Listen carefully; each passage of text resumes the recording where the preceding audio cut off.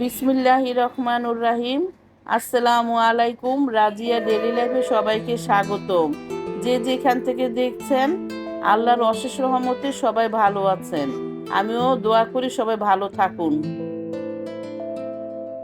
আজ আপনাদের সাথে শেয়ার করব ঢেঁড়স ভাজি রেসিপি। চুলাতে একটা কড়াইয়া বসিয়েছি, এর মধ্যে সামান্য পরিমাণ তেল দিয়েছি। দিয়ে এখন পেঁয়াজগুলো কেটে রেখেছিলাম, পেঁয়াজ একটু বেশি দিতে হয় ভাজি করব, পেঁয়াজগুলো দিচ্ছি।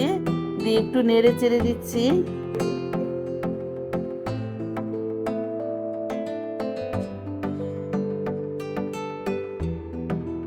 সাথে 3-4টা কাঁচামরিচ কেটে রেখেছি, সেটা দিলাম।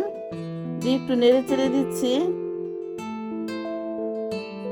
সামান্য একটু লবণ দিয়েছি, সাথে একটু রসুন বাটা দিয়েছি,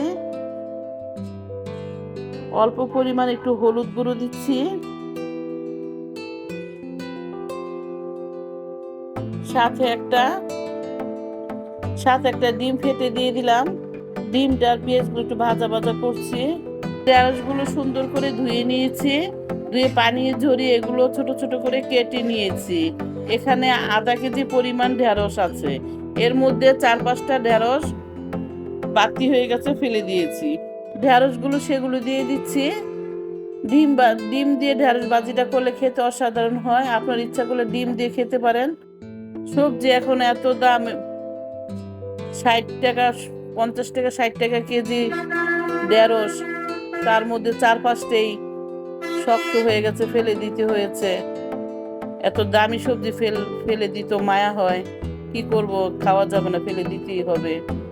হ্যালো ভিউয়ার্স, যদি আমার ভিডিও ভালো লেগে থাকে লাইক, কমেন্ট, শেয়ার, সাবস্ক্রাইব করে আমার পাশে থাকবেন। এখন এগুলো